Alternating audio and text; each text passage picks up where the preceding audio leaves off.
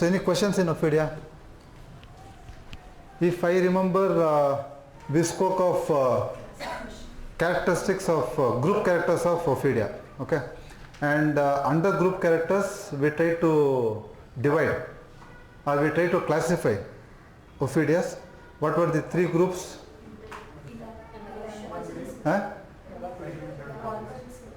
Viperidae, Elapidae and Hydrophidae. Three groups. And those three groups in detail we try to understand. What are all the group characters? The sphere of action, okay, the ailments, the miasm, the characteristic symptoms, and one class we had exclusively dedicated for the mind, mental symptoms of Ophidias. Okay, so that was Ophidias in general. Done? Now keeping the syllabus in mind, we will be discussing individual Ophidias. Okay, what are the Ophidias we have in the syllabus? We have Lachesis, Crotalus, Bothrops, Naja, Elaps. Okay, so 4, 5 whatever Ophidias, going with the syllabus, going with the books. Okay, so I'll start with one Ophidia. And before I start the Ophidia, I'll also try to tell you how exactly I'll be explaining these Ophidias. See, if we explain individual Ophidias in detail, it will be a very, very lengthy procedure. Okay, so what I thought, we'll have some common headings. Like for example, Ophidias I'll try to explain under ailments, under sphere of action, under miasm, okay, and of course under characteristic symptoms and mind. I will not typically go into the particulars. Particulars will try to cover under characteristics. Okay, so I believe following this method will save a lot of time. Because like I says, if you start from head to toe, minimum it will take 4 to 5 hours. Done? And I don't know if you PG students have so much of time. I'm not very sure. Okay. So anyway, we'll have this. That's why I'm not started with lachesis. I'll be starting with a different remedy, so that if at all you still have any issues, we will try to fix those issues. Okay.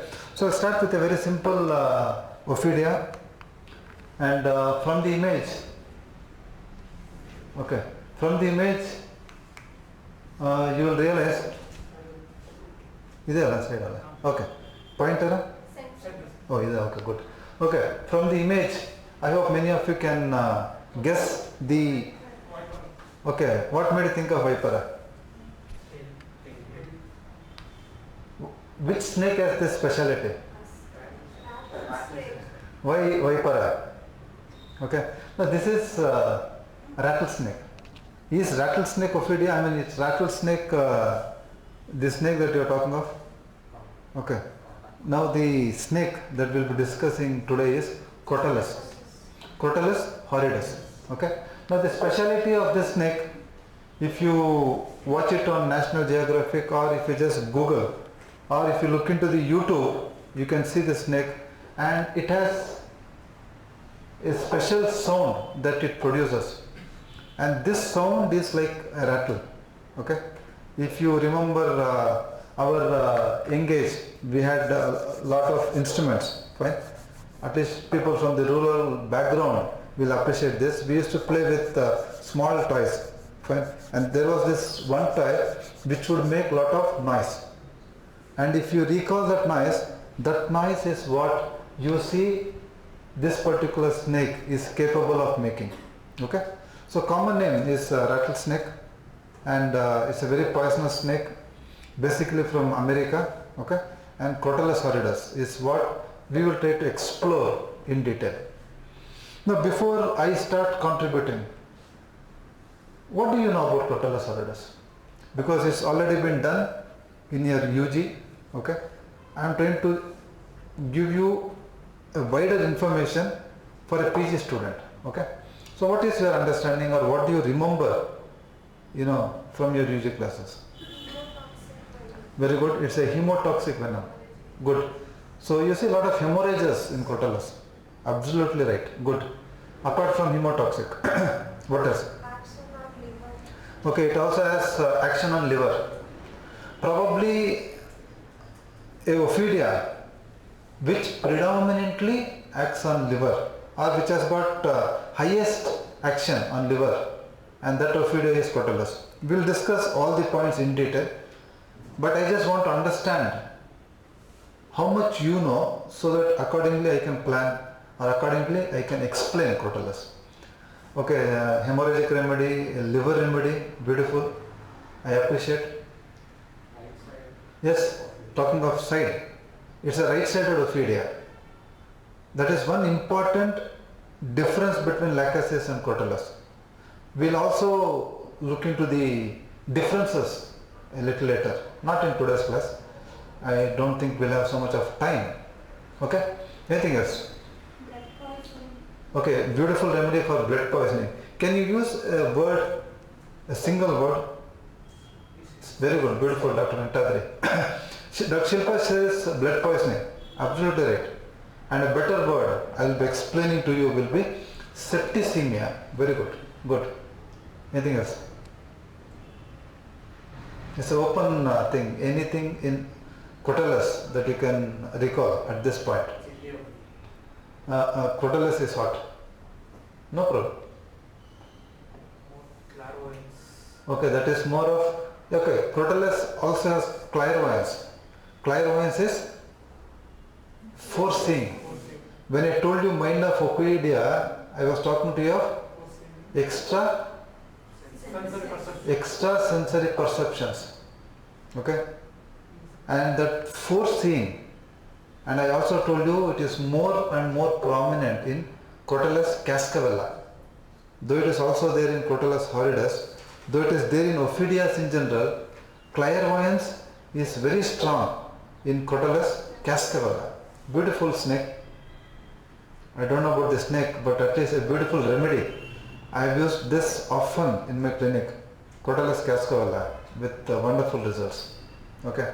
Unfortunately, Crotalus cascavella, Synchris, they are all not there in your syllabus, but very, useful remedies in our clinic.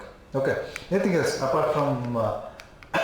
See, I'll typically start Crotalus class with the sphere of action and the pathogenesis, a very important area which we can't miss. And as and when we unfold Crotalus horridus, I'll also try to share my clinical experience where I have used Crotalus in my clinic. Okay. So very important for you, the first action, Dr. Padmashri was talking of this, that it is a hemotoxin. When you look at the bite which we discussed in the first class, there is something called as neurotoxin and there is something called as hemotoxin. Snake venom will have both, but in some snake venoms one of the toxin will predominate. Okay, and in Crotalus you have more of hemotoxin. Okay, hemotoxin. Now what will Crotalus typically do acting on the blood or the blood, So it will cause, what does it do? It will cause destruction. Okay, now what happens when there is destruction of blood? When there is destruction of blood cells, what will happen? There is hemolysis. Okay, now what will this hemolysis lead to? Okay, there is something called as hemolytic jaundice.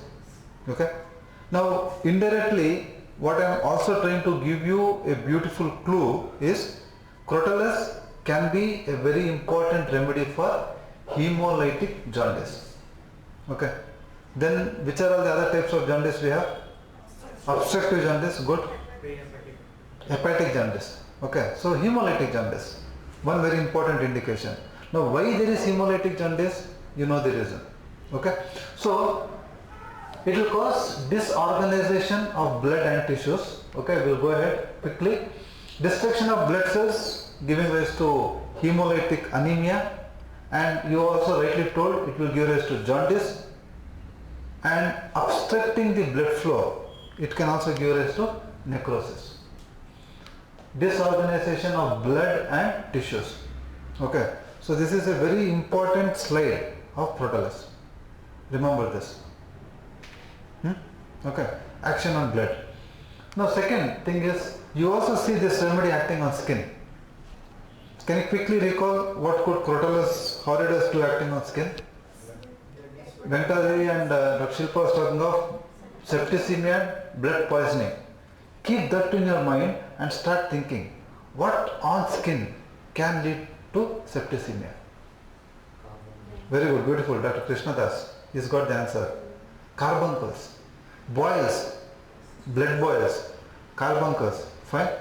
Ulcers, gangrene. These are few things that can be produced in Crotalus. Okay? Carbuncles, ulcers, blood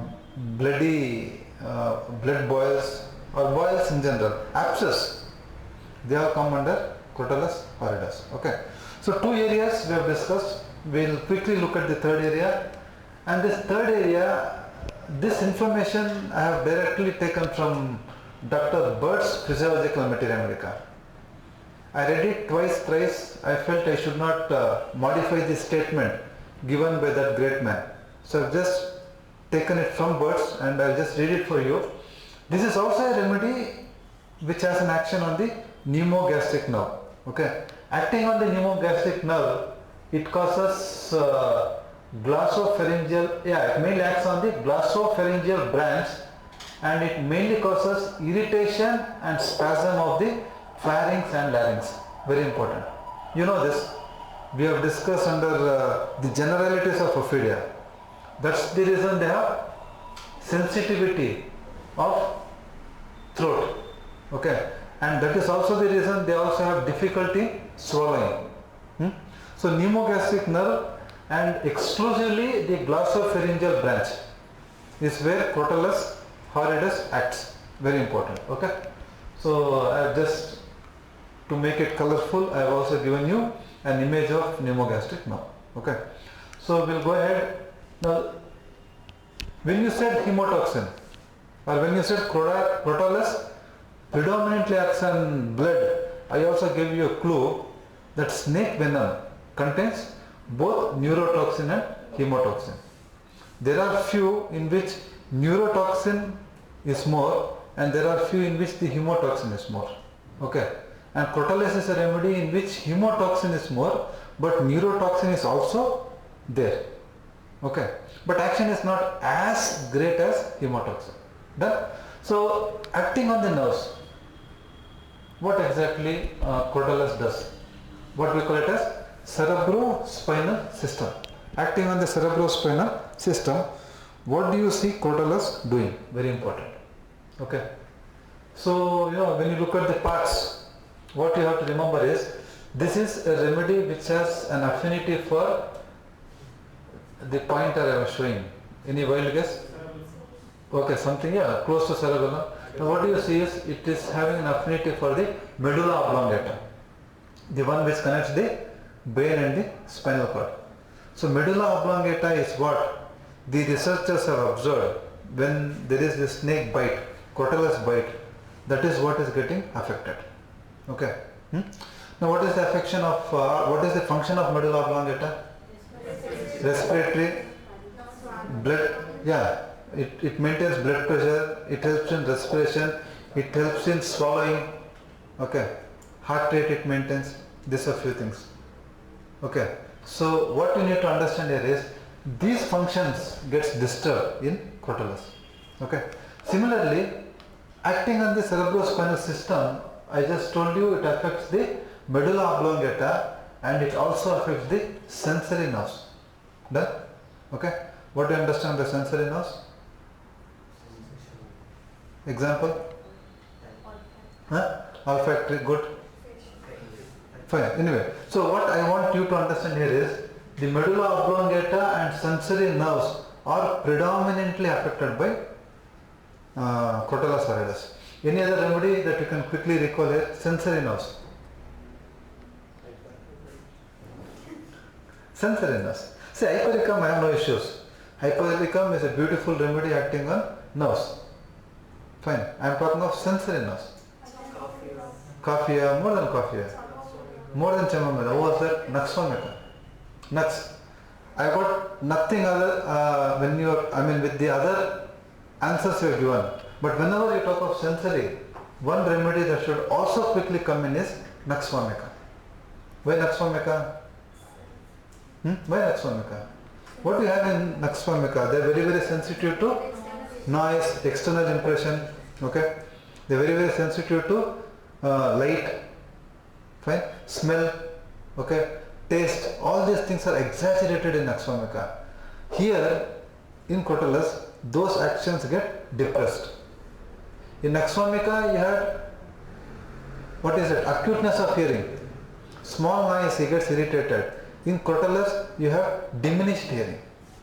This is the difference you need to understand between Crotalus horridus and nux vomica as a PG scholar. Okay, so we'll go ahead. The action on the optic ganglia is shown by the extreme dilatation of the pupil and insensibility to light. This is what I was trying to tell you. Opposite of nux vomica. On the auditory ganglia, Brahmaramba was talking of this, that will cause loss of hearing. Okay. So we also have the olfactory ganglia getting affected, where there will be loss of smell. Okay.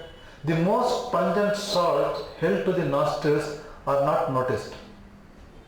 Fine. Okay. So the nerves are getting denumbed here. So the nervous, the nervous supply, that is getting diminished. In nux vomica, that is becoming acute. Acute senses is the right word in nux vomica. Okay. Any queries? Hope I am clear. So what we are trying to do is, we are trying to understand the pathogenesis of a very important ophidia, and that is Crotalus. Till now what we saw is the action of Crotalus on blood, and you know it causes destruction of the RBCs, and it can give rise to hemolytic anemia, it can give rise to jaundice, or it can give rise to necrosis and gangrene. We spoke of its action on the skin. Skin, what was the action? Septicemia. Could be because of boils, carbuncles and other things. Third area is cerebrospinal system. Only 3 areas, small 3 areas. Okay. So moving ahead, what we missed in between? Very good. Its action on pneumogastric nerve. Which was the branch? Glossopharyngeal. Right? And we also saw that. Okay. And going ahead, we also know that Crotalus is a very good glandular remedy. When I say Crotalus is a very good glandular remedy, what is the next question that comes to your mind? Which gland? Beautiful, Dr. Amrish. Which gland? Which gland? Liver. Very good. The number one gland that gets affected in Crotalus is liver. And many great authors, they write in their books, a ophidia which has an affinity for liver. First in number is Crotalus. Okay? Done? Okay? Now, what will happen? What is Crotalus doing acting on liver? Is it simple inflammation? You see hepatitis here? Or how do you differentiate the action of chelidonium? When do you indicate chelidonium in jaundice? Or when do you indicate Crotalus horridus in liver affections? Chelidonium? Chelidonium is more? Very good. Chelidonium is more soric. Chelidonium is more functional. Okay? Done? Though chelidonium is also mentioned under cancer of liver, it is there. You are not asked this, I am only telling you this, it is also there. Okay, but chelidonium, from the practical experience what we have seen, it is more functional. Okay, because the miasm in chelidonium is more soric. Okay, in Crotalus, more than hepatitis, we think of Crotalus in cirrhosis, going with the order. Cirrhosis, cancer, CA, liver. I will discuss that a little later. Then it will become indicated. So I am also trying to introduce something here. What is the miasmatic background in Crotalus horridus? it is more psychosyphilitic. Chelidonium is more soric. Crotalus horridus is more psychosyphilitic. Accordingly, you will be having the diseases. This is why the knowledge of miasm becomes very, very important. Done? So here, because Crotalus horridus is deep acting and Crotalus horridus is psychosyphilitic miasm, you see more of hepatomegaly, you can see more of cirrhosis, or you can see more of cancer. Okay. Not only liver, you can also see Crotalus affecting the salivary glands, in that mainly the parotid gland, or it can also affect the mammary, breast. Okay. Now this piece of information I have taken from Dr. Bird's Physiological Materia Medica. Spearifaction and pathogenesis. Any quick questions? All fine? You will go ahead? Okay. So moving ahead, what we will focus now is the second component of today's class, that is ailments one. What are all the causative factors in Crotalus horridus? Okay. Yeah, again I'll come back to you before I start answering or I start explaining. What are all the ailments in Crotalus? Very good. Alcohol is there. We'll discuss in detail. Alcoholism or alcohol per se. After a high gain. After a high gain. High gain. What is it? After eating wild animals, meat. Okay, ailments after eating? After high gain is the word they have given in word form. Inverted comma, okay. Meaning is after you have some wild meat. Wild meat, okay. I mean, this is a new learning. Thank you anyway. I was not aware. So what Dr. Krishnadas is trying to share here is, it's in Crotalus. Crotalus horridus has an ailment, and that ailment is after high gain. H-I-G-H. High, yeah, high gain. And the meaning is after eating wild meat. Okay, ailments after eating wild meat. Okay, could be. I mean, it's not there in my presentation today. If it is from Dr. Krishnadas, it should be from a reliable source. We'll add it. Okay, chalo, good. Any other ailments you can think of? Okay, drinking bad water, spoiled water. We'll come to it. Good. Padmashri has a point there. Any other causative factors? It's from Alan Skinner. Okay. So source is Alan Skinner. Okay, anyway. See now, first thing here, what you need to understand is ailments which comes from exposure to sun. Okay. So 3 to 4 class, ailments from sun. Quickly, so any other remedies that you can recall? Glonane, good. Beautiful remedy for sunstroke. Glonane. Natron carb. Natron carb not only has physical complaints, natron carb can also have emotional complaints from exposure to sun. Confusion from exposure to sun is natron carb. Natron carb, we got a lot of things under sun. Weakness, debility, lot of things. Confusion after getting exposed to sun is natron carb. Okay, good. Natron carb, glonane, antimonium crudum, agreed. Muriatic acid, belladonna, okay. Natron mure. You can't forget natron mure. Ophidius has sun aggravation. Which is the remedy which is better by exposure to sun? More than aram. Good, aram. Yes, that is a differentiating point between aram and natron.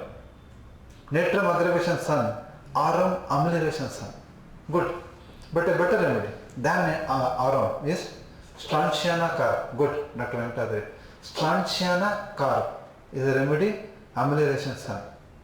Crotalus has ailments from sun, and here you see more of weakness. Okay.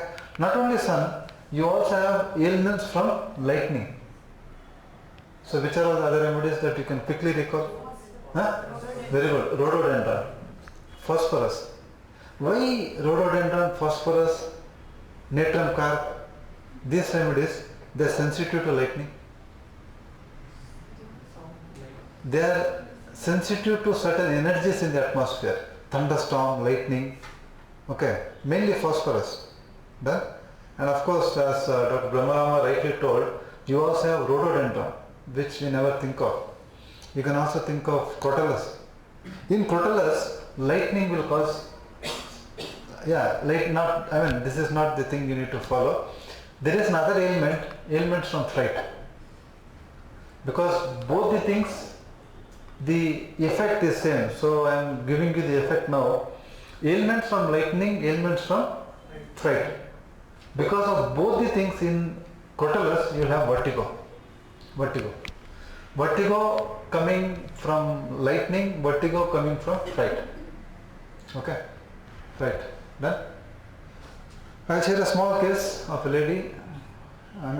We did not give her Crotalus, but evening in my clinic, this lady, a very old patient of mine, 75, 76 years old lady, she came to me with vertigo. Okay, simple case. Done. Now how do you approach?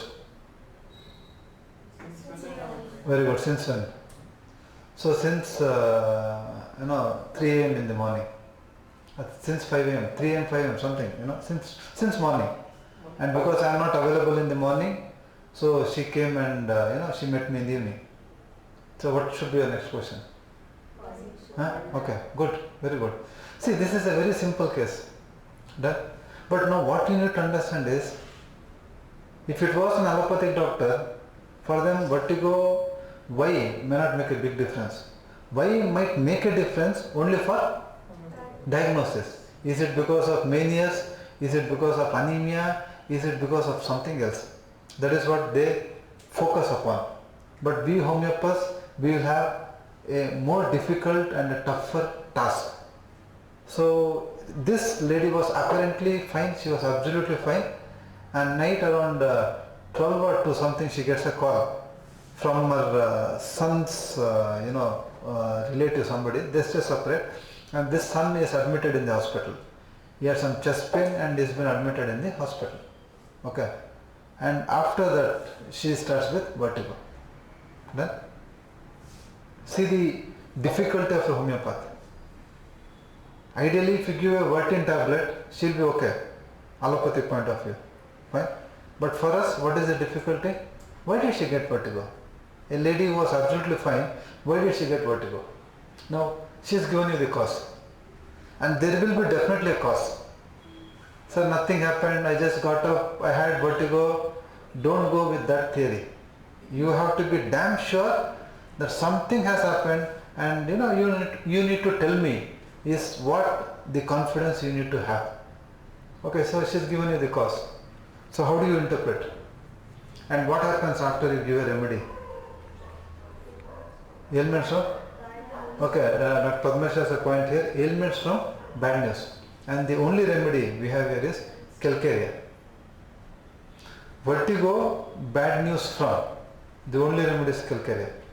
So this lady, she was prescribed calcarea, and this is an acute case. I had asked her to call me in the morning and keep me updated. She is much better in the morning. Again evening I had asked her to come. She came in the evening and she said, sir, almost 70-80% I am fine. Because the entry, she was feeling so much of vertigo, husband had to hold her and come into the clinic. And next day when she came independent, she walked independent. And that's the beauty of a right homeopathic medicine. Done? Okay? And she beautifully recovered with a single dose of calcarea cap. Okay? So, ailments are very, very important. Ailments from fright. If vertigo happens after fright, you have 5 remedies in your repertoire. Crotalus is one of those 5 remedies. Okay? So, ailments from fright, Padmashri was talking about ailments from alcohol. Now what happens in Crotalus is one question, and before that, which are the other remedies for ailments from alcohol? Other remedies. Ranunculus bulbosa. See, Ranunculus bulbosa is prescribed when they want to withdraw. Okay, when they want to withdraw.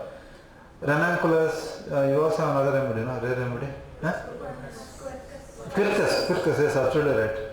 I have used bottles in my clinic, not for myself, We have used bottles in clinic, mother tinctures. Pircus, when you prescribe it to withdraw alcohol, Quercus, ranunculus, there are a lot of remedies. There's a rubric in your repertory, alcoholism, under that helps to remove the craving. You have some 10-15 remedies. Okay. So Crotalus, what happens in Crotalus because of alcohol is first question. Yeah, there can be liver affections, good. There can be cirrhosis. Second, there are a lot of things I'll just narrate. Before that, other remedies for alcoholism. Simple remedies. We start with the first year syllabus. Naxomica, very good. You also have sulfur. More than sulfur, sulfuric acid. What is the speciality of sulfuric acid? Even water, they can't have water plain. Even water, alcohol has to be mixed. What generally we do to alcohol, we mix water. What is happening in sulfuric acid? For water also they need some alcohol. Must be that smell, must be that taste. Only then they can drink even water, sulfuric acid. Beautiful. Okay, any other remedies? Syphilinum. We have discussed this before. What is the speciality of syphilinum? Yes, hereditary tendency for alcoholism. Good. Okay, plenty of remedies. Your repertoire is filled. Mind, alcoholism, there are plenty of remedies. You can also add ophidias. Crotalus. See, in Crotalus, because of alcoholism, lot of things happen. There can be vertigo, there can be gastritis, kidney failure, Bright's disease, albuminous urine, cicatrices break open from alcohol abuse. What is this? Those scars, old scars, they open, okay, after abuse of alcohol. The only remedy we have in our materia medica is Crotalus horridus. Only remedy, single remedy. And under generalities, you have something, twitching in people who are alcoholics, twitchings. Other than Crotalus, the only other remedy mentioned in your repertory is phosphorus. Crotalus horridus and phosphorus, two remedies. Ailments from alcoholism. And we are also trained to understand what alcohol causes in Crotalus horridus. Okay. So, moving ahead, this is a very, very important thing. Bad effects of vaccine. Okay. Ailments from vaccination. You have Crotalus. Now the question is, what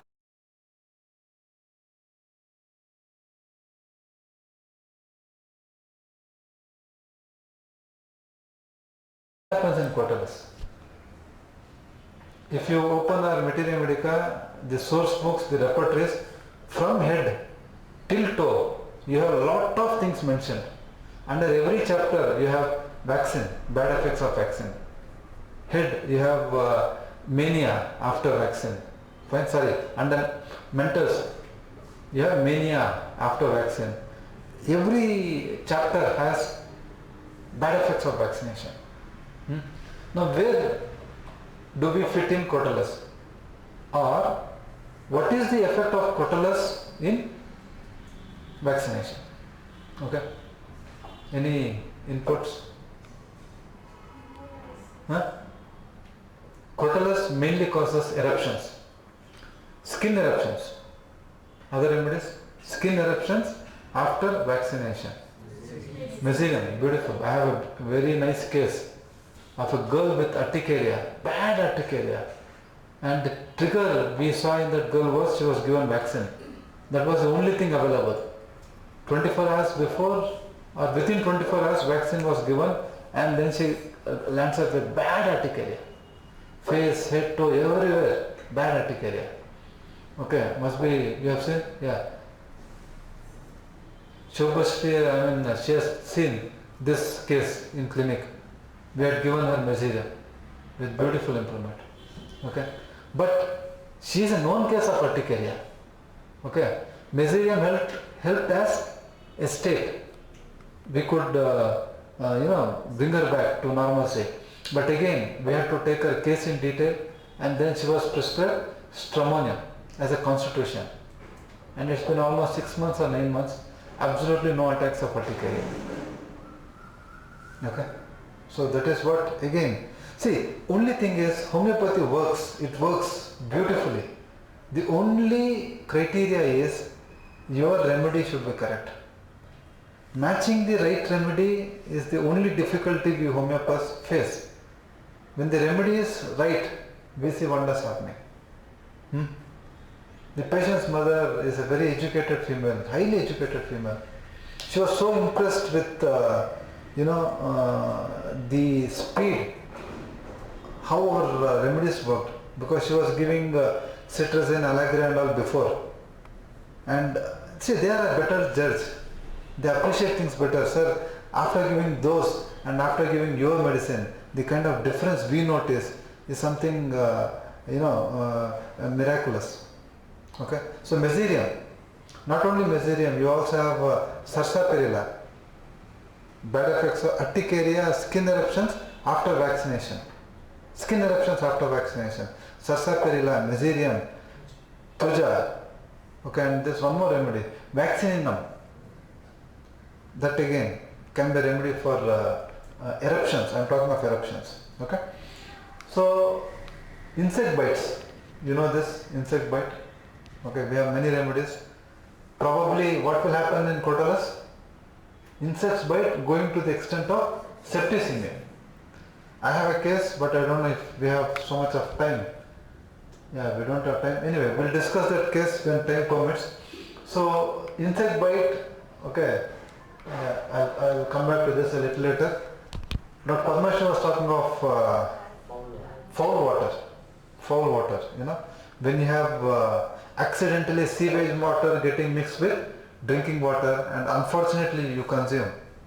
Okay, and in Crotalus they either land up with diarrhea or they land up with typhoid. Okay, foul water, drinking foul water, food poisoning, typhoid, etc.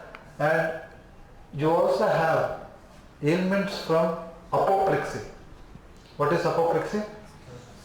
CVA, stroke, cerebrovascular accident. In Crotalus, they can have speech difficulty after CVA. Okay. Apoplexy, they can have aphasia, they can have trismus. Trismus after apoplexy, Crotalus is the single remedy mentioned in your repertoire. Okay. Or they can have paralysis of tongue after CVA. Okay. So one more very important thing I found in Dr. Fatak's Materia Medica, amblyopia after grief. What is amblyopia? Amblyopia, yeah, very good. Lazy eye, okay. Vision problems, fine. Lazy eye is the common terminology used. Amblyopia after grief.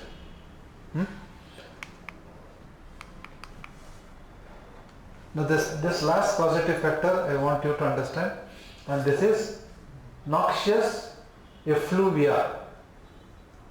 Name looks little different. Noxious effluvia. Now before, what happens in Crotalus because of noxious effluvia? What is the first criteria? What is the first thing? We need to understand what noxious effluvia is. Only if we understand the meaning, then we'll try to understand what will happen in Crotalus horridus. What is noxious effluvia?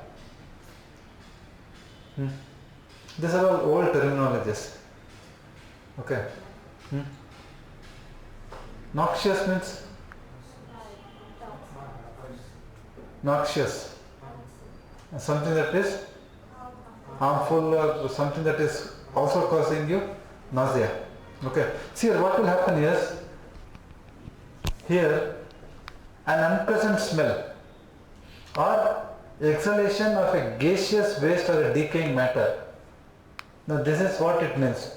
So when you inhale something which is decaying or something which is gaseous waste, and after which you come up with some symptoms, then we can think of Crotalus. Okay. Now what is that? You will be coming up after a noxious effluvia in Crotalus is they generally come up with diarrhea. Okay, they generally come up with diarrhea. The only other remedy mentioned in your repertory, rectum diarrhea noxious effluvia is pyrogenum. Is pyrogenum. Okay. And pyrogenum also has a lot of similarities with Crotalus. What is that area that they clash? Septicemia. Okay. Septic fevers, septicemia. Huh?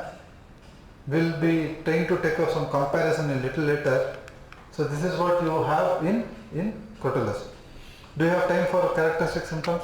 What's the time? We have 15 more minutes. We'll take up the characteristic symptoms or it's enough? So what we spoke was, we spoke of spear affection and pathogenesis, first component. Second, we spoke of ailments and the effect of ailments in Crotalus horridus, which is a little higher for a PG student. And third component will be characteristic symptoms. If you have energy and time, we will take it up, or it can be pushed to the next class. Don't take too much time to decide, by then we'll be done. We'll take up at least one or two. I doubt if we can finish all 6, 7. We will take up one, okay, so that we'll do justice to the class, keeping the time in mind. What could be the first characteristic symptom in Crotalus horridus? Okay. Now before we talk of, so the first thing I want to focus here is hemorrhages. So we'll talk of hemorrhages and then we can continue Crotalus in the next class. So what is the speciality of hemorrhages in Crotalus? Okay, very good. See, the first very important thing is why you see hemorrhage in Crotalus is what you need to understand. From where will you get this information? From this pathogenesis. So first thing you keep in your mind when you are talking of hemorrhages, you write that Crotalus acts on the blood cells. It causes destruction and it will cause hemolysis, okay, and hemorrhages. Now hemorrhages in this particular remedy, it's hemorrhagic diathesis and a ophidia which has maximum hemorrhage, okay, a ophidia which has highest hemorrhagic tendency, hemorrhagic diathesis is Crotalus. Okay. Now what is the character of hemorrhage? Hemorrhage from any orifice or hemorrhage from every orifice. So when the author says hemorrhage from every orifice, what is it that you also understand is there can be hemorrhage from where? Hemorrhage can be from nose, from eyes, from ears, from mouth, from the anal orifice or from the urethra. Okay. So when you write an answer or when you are trying to frame an answer, please go very systematic, step by step. In the first step, we understood why there are hemorrhages. In the second step, we are trying to understand from where all you have hemorrhages. Now what is the answer for that? Hemorrhage can be from any orifice. Now the third question is, what is the character of hemorrhage? Hemorrhage which is dark, very good, agreed. Hemorrhages which are non-coagulable, hemorrhages which keeps flow. Yeah, see, why it is flowing? The answer for that is because there is no clotting. The clotting mechanism is getting affected. You will have to go back to your physiology, try to understand. So non-coagulable hemorrhages, hemorrhages which are dark, hemorrhages which are thin, hemorrhages which are fluidy, and hemorrhages which are offensive. This is how we are going to describe the hemorrhages. Okay? From eyes, ears, nose, gums, we forgot this, stomach, rectum.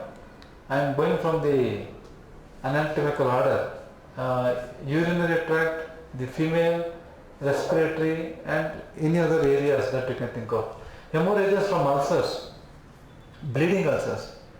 Injuries which will not clot. Injuries which will not, the blood flow will not be stopped. What is the beautiful indication you can think of here? Condition. Hemophilia. Must be under clinical utility we can still discuss, but hemophilia, something as high as hemophilia, okay, bleeding disorders, you can think of Crotalus horridus. Okay. Now this was the last part of the first characteristic symptom, and what is that last part? The hemorrhages, which are passive, dark, slow, thin, fluid, non-coagulable, and it is offensive. Done? So this is the first characteristic symptom of Crotalus. So next class I have some 6 or 7 more characteristic symptoms. We will try to discuss them in detail, and if time permits we will also try to explore the mind of Crotalus. Even if time permits, we will try to differentiate lachesis from Crotalus. So this will be the agenda for the next class, and we will conclude with the clinical utility. Very, very, very important. Okay. I hope I am clear. And doing Ophidius in this manner, I feel it is sufficient, or you want more information? At least I am giving you an outline, and as a PG scholar you should be in a position to build on this, construct a materia medica, keeping the pathogenesis, characteristic symptoms and ailments, construct the particular symptoms, which I feel you can easily do it. Any doubts? We'll stop. So to sum up, what did we do? We tried to talk about the sperefaction, the pathogenesis, the ailments and the characteristic symptom. And few more points to add is the miasmatic background. What we saw, it is predominantly psychosyphilitic, and thermally Crotalus is hot. Okay, and side affinity, we will be talking of that a little later. It is mainly right sided. Okay, chalo, thank you.